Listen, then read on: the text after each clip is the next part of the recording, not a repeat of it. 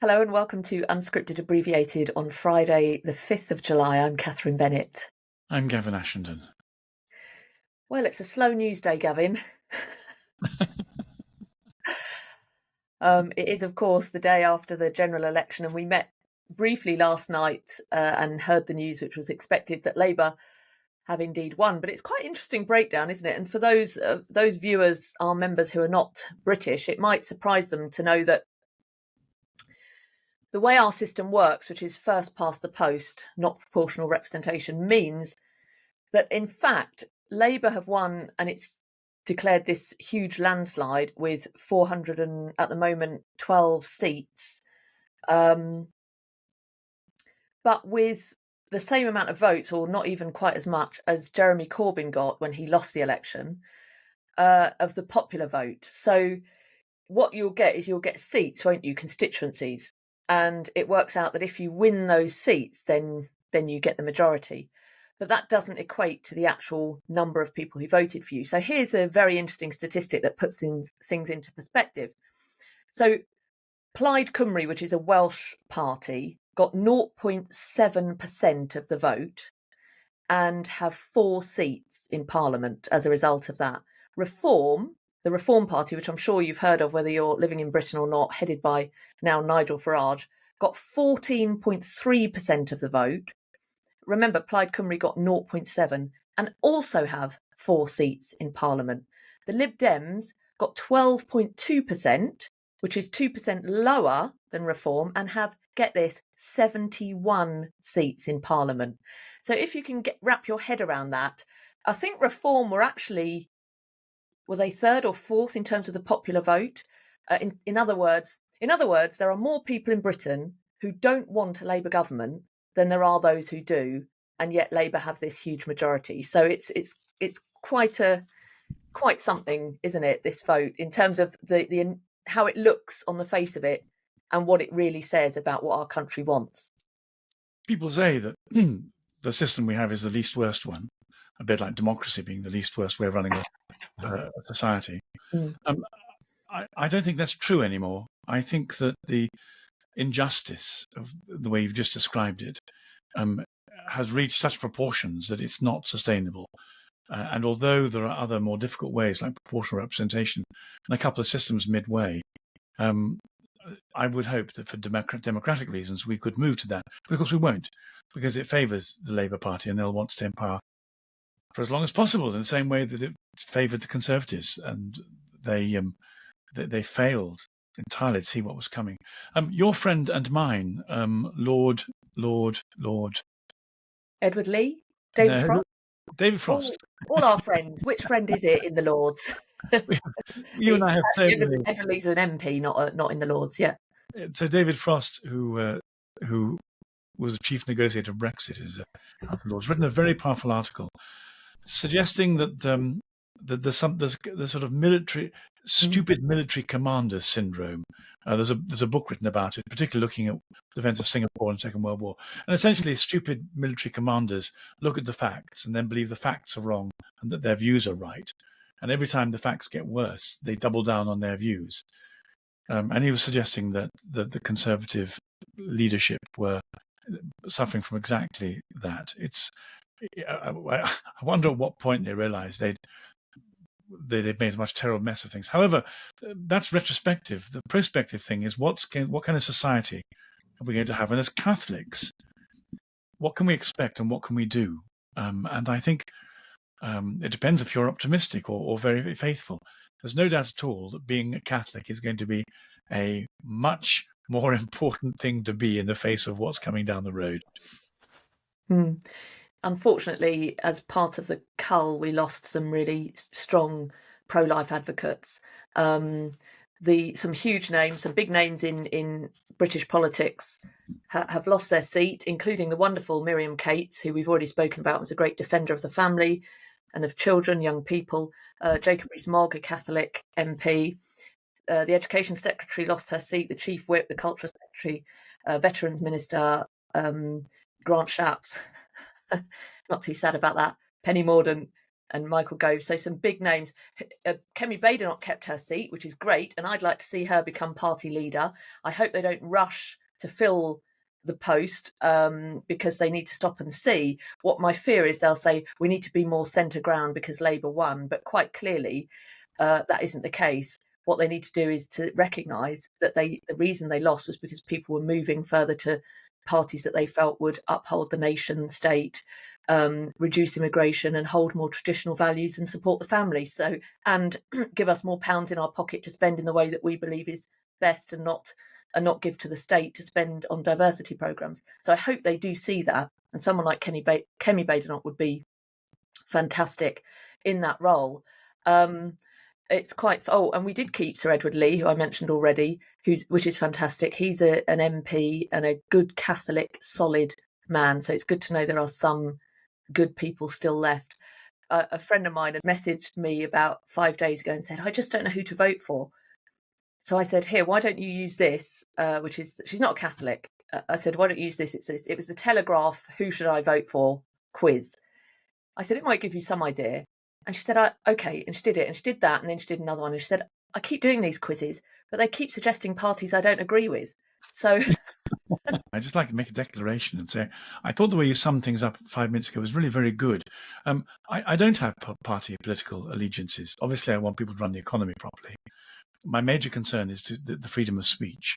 And after that, Christian ethics, particularly defending the unborn and the elderly. And beyond that, I'm not particularly worried.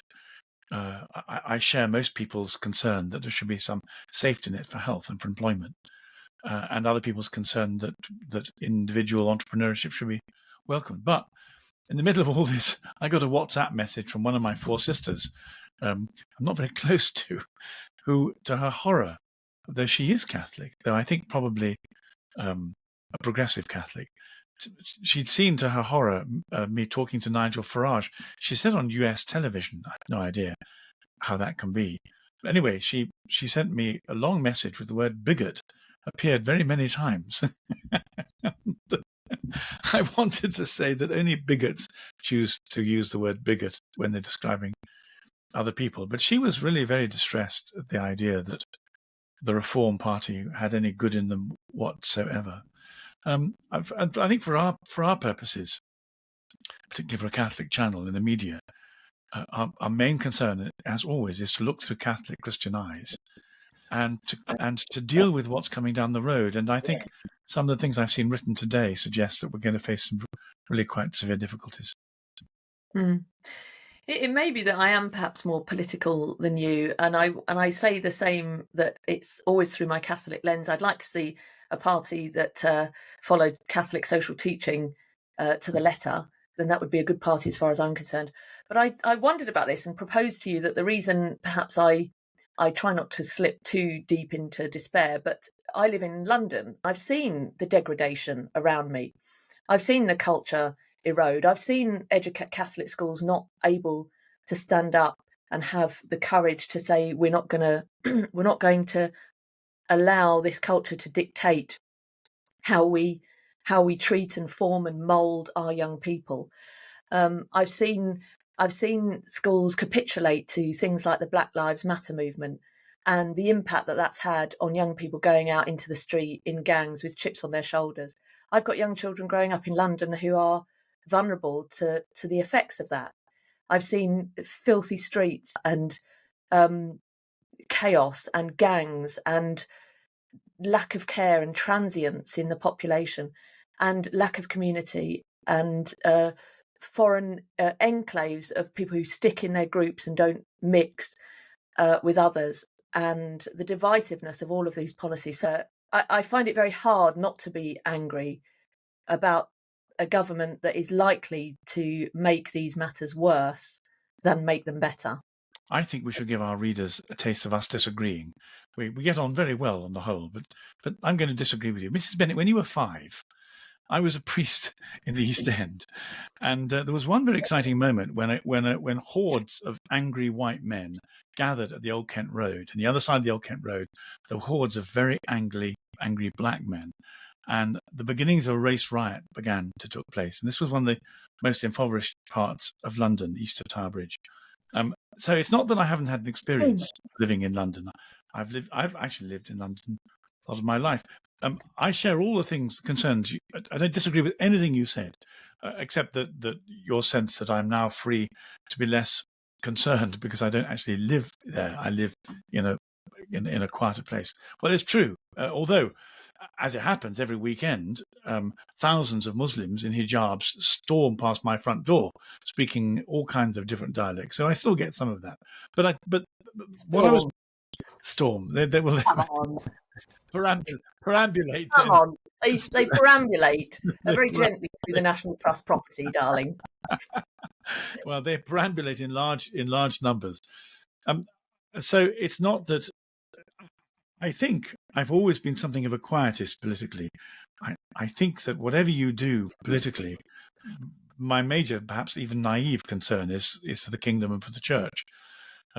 But I don't see political parties as giving us much help. I think my point is always about the young people. So you're talking about being a vicar, you being an adult, having gone through your formation and then finding yourself in the inner city streets, and how do you handle that? I'm talking about young people growing up with, and being formed by this cesspit that they find around them. I'm talking about families that desperately want their children to be guarded against this, and every policy stamps them into the ground because they can't afford to shield their children from this. They can't even afford to home educate their children if they're still allowed. Then you went into the hard parts of London, but not as a vulnerable young person, who's facing the possibility of being picked up and offered money from a gang, and you're so desperate for £5 that you go and do county lines down the train lines out to the suburbs to deliver drugs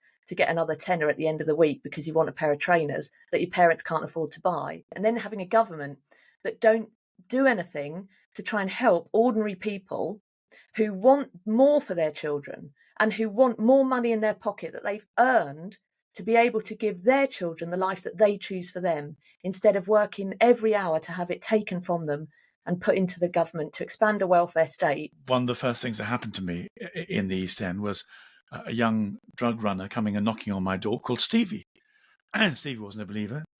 He said, he explained he was on drugs. He sold drugs, and he knelt down in front of me and said, "Pray for me."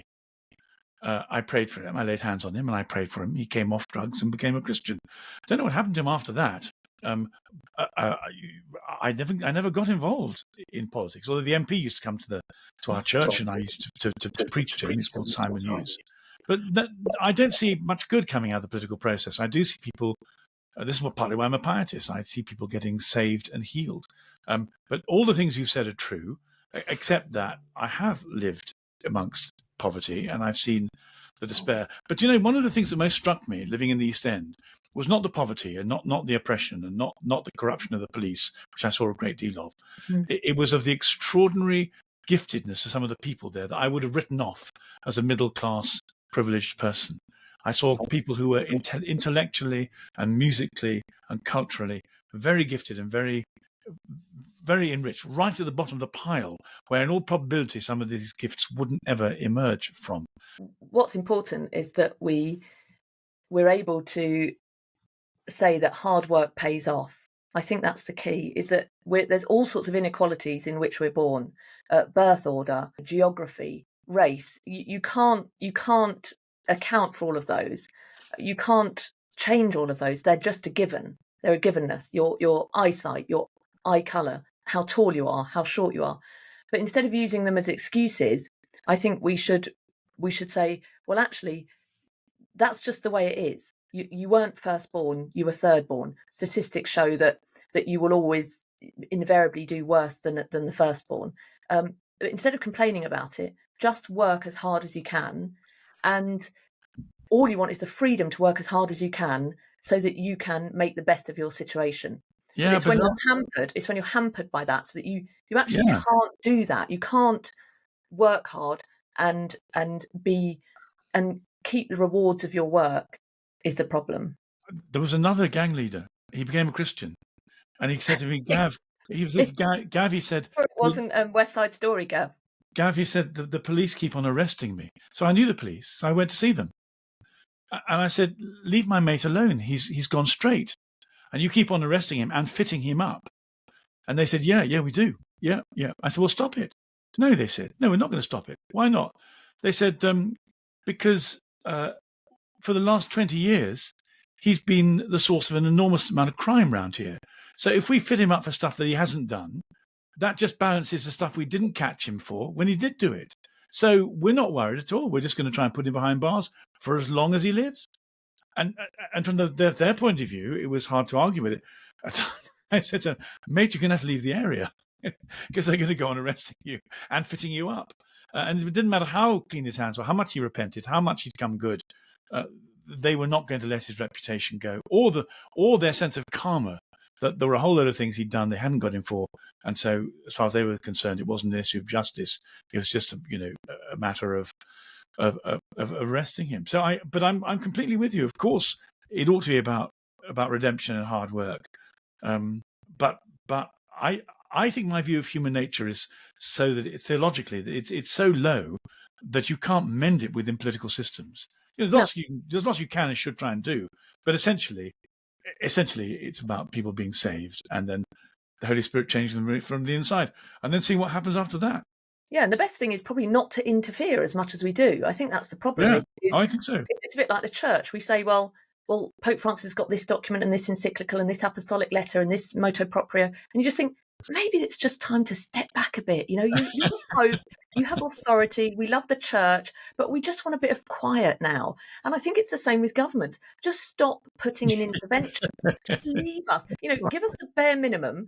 There are things that you need to do as a government, but don't overstep, don't overplay, don't go into areas that you don't belong. See, I think that's a theological insight. I agree with you completely. It looks and sounds like it's a political insight, and you can certainly present it as such. People will do, but I still think what you've produced is a profound theological insight. Let's hope so. Then on unscripted, abbreviated, we'll say it is anyway. But I think this is what Michaela School has right. It's not abbreviated anymore, Mrs. Bennett. No, it's not. Well, you don't mind, do you, members? We've got time. I think this is what Michaela School has right.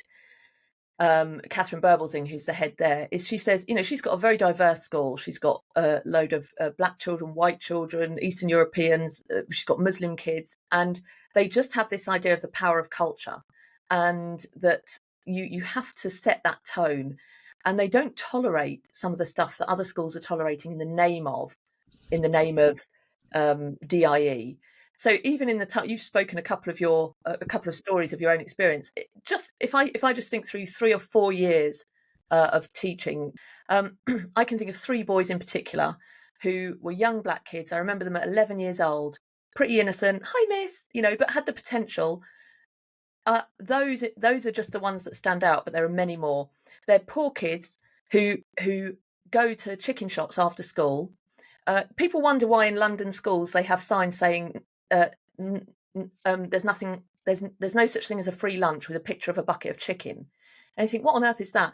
What that's about is that a lot of young black kids in London go into fried chicken shops after school, and that's where they know they'll be, and that's where gang leaders go and pick them up. And they say, we'll buy this day after day until you feel you're owed something. And then they say, just deliver this parcel somewhere.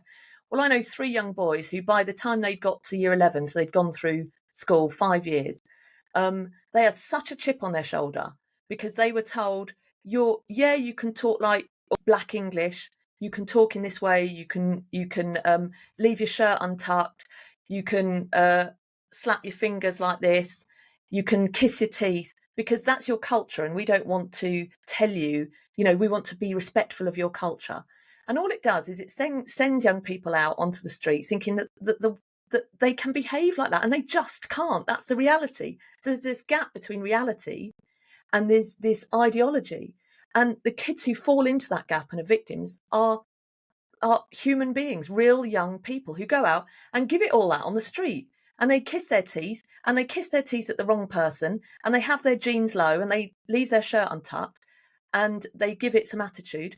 and they get stabbed. One boy stabbed so brutally that he's paraplegic and comes in to give talks using a computer to speak through because he was left for dead after a gang beat him up. Another kid in Feltham Young Offenders Institute for stabbing a security guard at Tesco. I can think of kids who've fallen into these, and do you know what invariably they are? Black kids. The very kids that we say, you know, we've got to try and help young black kids we've got to not be racist. Well, the best thing we can do if we don't want to be racist is say we have standards that you need to meet if you're going to make a success of yourself in this world. Those standards are not racist. Those standards are not white supremacist. They are just the standards of a civilized, polite, moral, decent human being. And you can meet them whether you're black, brown, white, tall, short, second born, first born, it doesn't matter. But instead, we make excuses for people. And those excuses that we make are quite literally taking lives and closing doors to young people. And my worry is under a Labour government, those excuses will increase and not decrease. And it's real lives that will be lost. Real young people, real souls, real Jeremys and Jeffreys and Annas and Sylvias, real people. That's the problem. So what's going to be the impact of a Labour government? Apart from all that. Many of the things you've described. I thought, so I don't know. I'm not wise enough, well informed enough, but I read people who are better informed. So I thought I'd just read out from a man called Ed West, we know, a journalist. We spoke on the same platform as him. I thought there's a couple of lines here that were quite prescient. Everything about Keir Starmer's life so far has taught him his project, the defence of British society, as it existed from 1997 to 2016, e.g. Tony Blair's society, can be achieved by simply illegalising all opposition.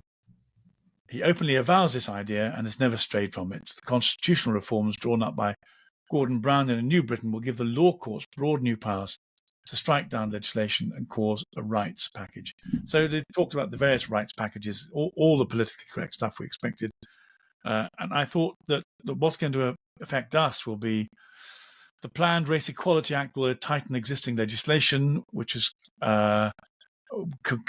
created the DEI bureaucracy. It will further entrench programs of state multiculturalism, which is behind all the difficulty we have, and make outlets like GB News find themselves profoundly censored and silenced by Ofcom. I think it's this business that people who speak against the multiculturalism and the equality of outcome stuff in public will be censored. In other words, made illegal. So I think one thing I have no idea how long the three of us can continue this channel. I think it's an apostolate. I think God's called us to do it. Thank you to those of you who are listening for supporting us and making it possible. But I'd be very surprised if we didn't come face to face with state legislation that made what we think and what we want to say in public illegal or reprehensible. Well, we'll find a way. Don't you worry about that. Let's keep on hoping and keep on praying, Gavin. Anything else? I think we've been unabbreviated long enough. Well, we'll be back. So we'll be back Saturday, 6th of July, hopefully with some varied news and including some news in the church. So forgive my frustrated rantings on this, the 5th of July, while I absorb the prospect of entering years of a Labour government and my years in education and as a mother living in London have all come to bear in my response this morning. But for now, thank you for watching. I'm Catherine Bennett.